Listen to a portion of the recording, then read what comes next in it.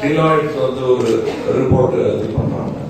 அந்த ரிப்போர்ட்டை படிக்கும் போது எங்களுடைய இவர் கேட்ட கேள்வி, எங்களுடைய ஆரோக்கியம், எங்களுடைய அதாவது ஜுரவேகம் எப்படி இருக்கிறது சொல்லக்கூடிய தெர்மாமீட்டர்கள் அவங்க கையில் இருக்கு. ஆராய்ச்சியும் கேள்விகளும் ரிசர்ச் அண்ட் ஆல்சோ ஸ்டாட்டிஸ்டிக்ஸ் அது எங்கள் கைக்கு வந்து சேர்வதற்கு ஒரு பெரிய உதவியாக இருக்கிறது. இந்த முறை டிசம்பர் 2ஆம் தேதி நடக்கக்கூடிய இந்த இதுல வந்து எந்த பிரச்சனையை முக்கியமான மையமாக கொண்டு நீங்க மாநாட்டில் பேசுறீங்க? பிரச்சனையை மையம்ங்கிறத விட முன்னேற்றத்துக்கு என்ன வழிங்கிறத பார்ப்போம். பிரச்சனை கண்டிப்பா இருக்கும், எல்லா இண்டஸ்ட்ரியிலும் இருக்கும், அதான் சொல்லியிருக்கோம். இதுல வெவ்வேறு விஷயம், முக்கியமான சில விஷயங்களை முன்னெடுத்து வைப்போம். அதாவது இந்த வாரம் தலையங்க என்ன எழுதுறதுன்னு நீங்க முடிவு பண்ற மாதிரி அது அப்ப நிகழ்வுகளை பொறுத்தது. இப்ப எங்களை பொறுத்தவரை நாங்க முன்னாடி வைக்க விரும்பும் விஷயம் அது வந்து பிரச்சனை. விரும்பும் விஷயம் என்னன்னா அந்த காப்பிரைட் காம்படிஷன் கமிஷன் இருக்கு. நமக்கு உரிய ரைட்ஸ் என்ன என்பதை கலைஞர்களும் தயாரிப்பாளர்களும் எழுத்தாளர்களும் கலைஞர்களும் புரிந்து கொள்ள வேண்டும் என்பதற்கான ஒரு பயிலரங்கம் மாதிரி கூட வச்சுக்கலாம். அவங்க சொல்லுவாங்க என்னென்ன நம்மளுடைய உரிமைகள் என்ன என்பதையே தெரியாமல் இருக்கக்கூடாது இல்லையா? அதற்கான ஒரு ஆரம்ப வெள்ளமாக வெளிச்சம் என்று காட்டும் ஒரு நிகழ்வாக இருக்கும் நான் நம்புகிறேன்.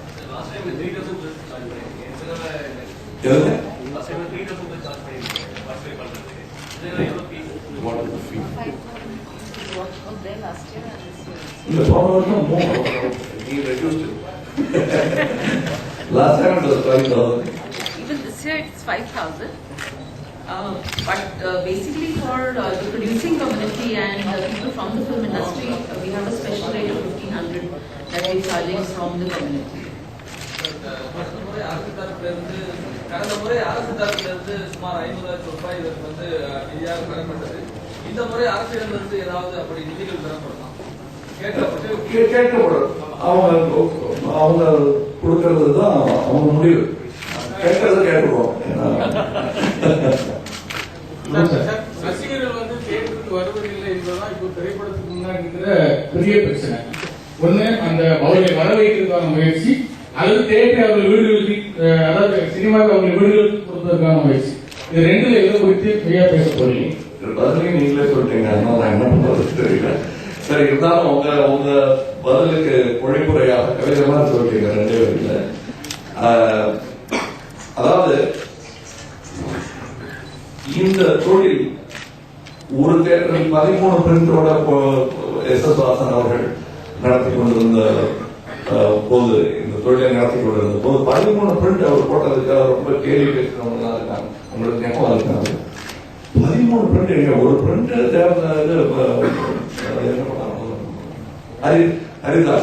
ஹரிதாஸ் ஒரு பிரிண்ட் போட்டு அது அந்த இடத்துல ஒட்டி ஒட்டி அதை ஊருக்கு அனுப்புவாங்க. அதுக்கு மேல தேவையில்லைன்னு நினைச்சாங்க ஜனத்தொகை பொறுத்தவரைக்கும்.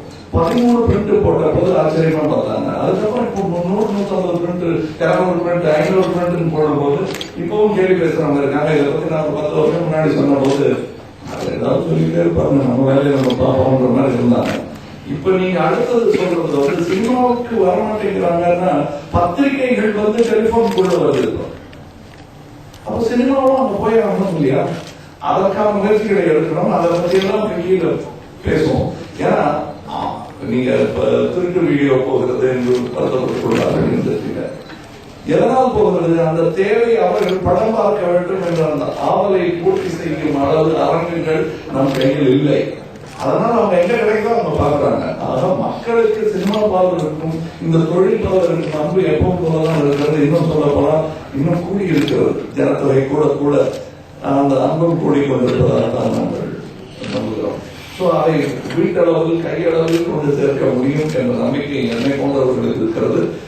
என்னை போன்றவர்கள் என்று சொல்லும் பொழுது ஒரு பெரிய ஜனத்தொகை தான் சினிமா இண்டஸ்ட்ரியை பொறுத்தவரும். ஆனால் அந்த குரல் வழியில் கேட்கவில்லை. இப்ப நீங்க சொல்ற அந்த விஷயத்த ஒரு 15 வருஷமா நான் சொல்லியிருக்கேன். ஆனா அது கொஞ்சம் அழியா குரல் கொடுத்ததா இருக்கலாம். ஆனால் இப்ப அதற்கான எல்லா முன்பு தடயங்கள் தான் தெரிந்தன, இப்போ அதற்கான தயார் நிலையில் அரங்கங்களே இருப்பதாக நான் நம்புகிறேன். அது mixed, I mean various media could come into play. நீங்க என்டர்டைன்மெண்ட் இண்டஸ்ட்ரி ரொம்ப பாதிக்கிறது பைரசி, அப்புறம் என்டர்டைன்மெண்ட் டாக்ஸ். பைரசி வந்து சட்டம் சரின்னு நினைக்கிறீங்களா, நடவடிக்கை எடுக்கணும்னு நினைக்கிறீங்களா, எதை பத்தி சொல்றீங்க? இல்லைங்க, அது இண்டஸ்ட்ரியும் சேர்ந்து இது பண்ணணும். அரசாங்கம் செய்யலைங்கிறது வந்து அவங்க செய்வாங்க, செஞ்சு ஆகணும். அதுக்காக தான் நம்ம அரசாங்கத்தை ஓட்டு போட்டு வச்சிருக்கோம், அவங்க செய்வாங்க.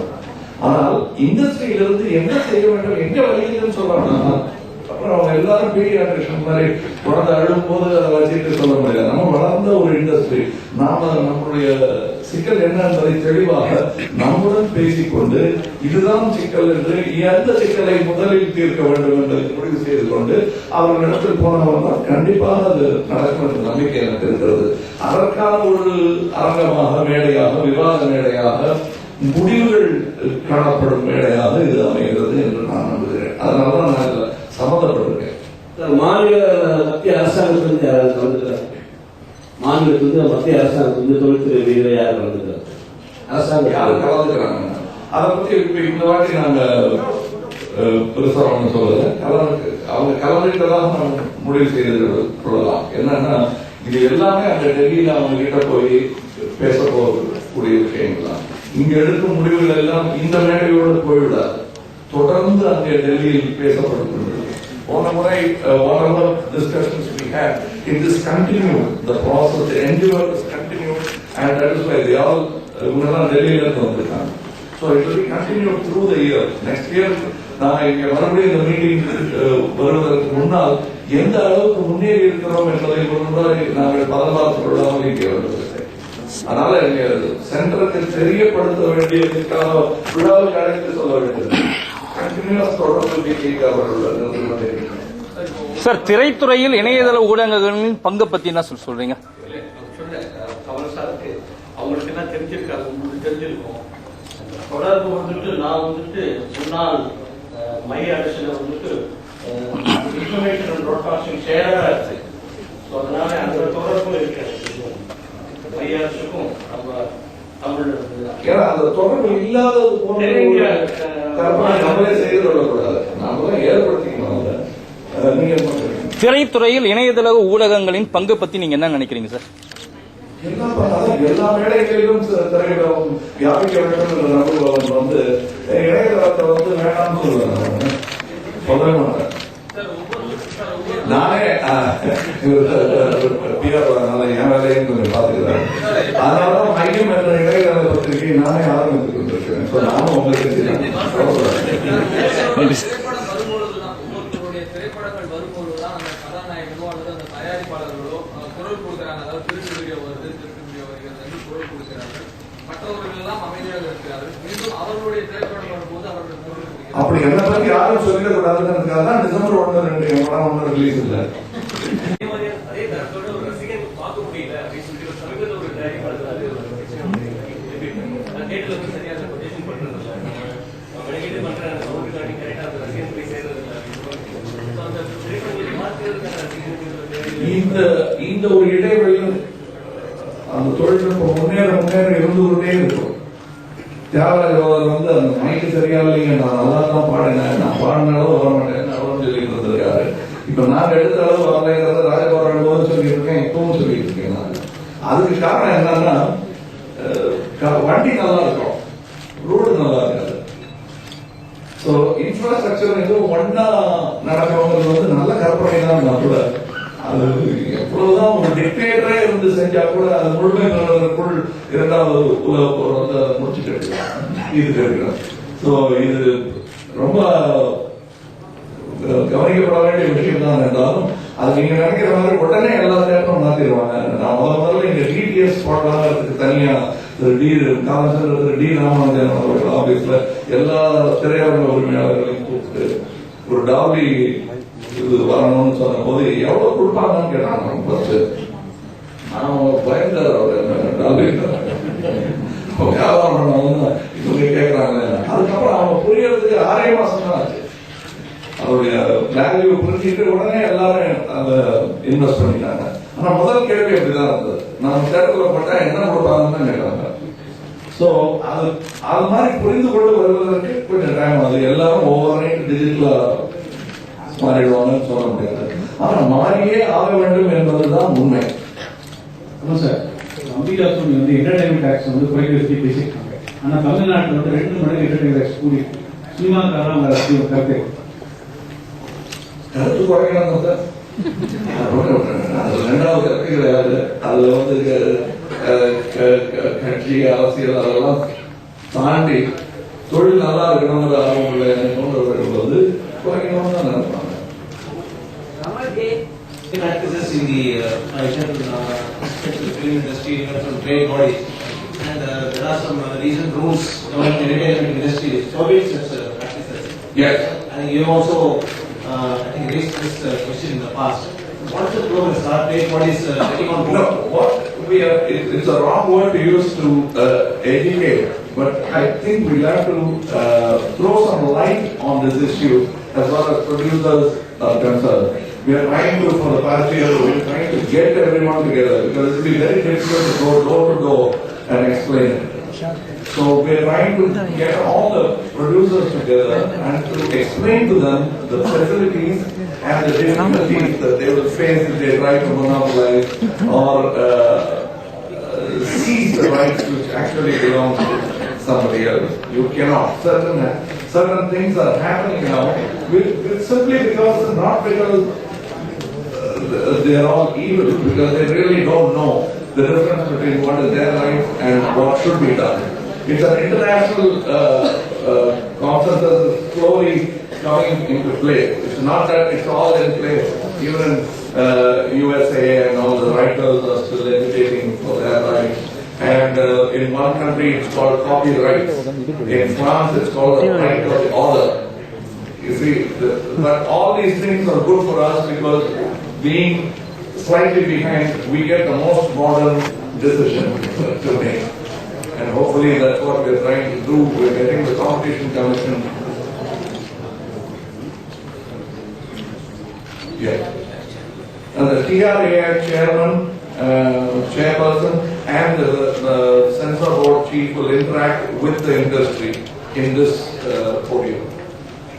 So many things are happening, and especially answering your question, Competition Commission is the central point, the pivotal point from which we can pursue that conversation. So one of the issues has been whether the Yes, in Delhi. In Delhi, there has already been a meeting with the Competition Commission, and they are willing any time to come and explain to the producers. As a matter of fact, if the press is ready, they will explain it to you all as well. Supplementary to that, it's a proper part of the industry to say film should not be given for television for a certain period or for digital TV rights, for example. This will be in other parts of India. But in Tamil Nadu, for example, it's a different volume altogether. Will some decision take place on that? Yeah, my request would be not to politicize the business. That's the main thing. My voice has always been that. I've never been party to politicizing this thing. This is a business, and we should do it to the best of. And it cannot be done with rancor. It has to be done with action. And they will do it. And I'm very sure there are capable people in the chamber of the council to write this issue. I'm sure that everybody needs a rough paper to write a draft, and then they make a good copy. I think I'm looking forward to that good copy which will come out of these discussions. Right.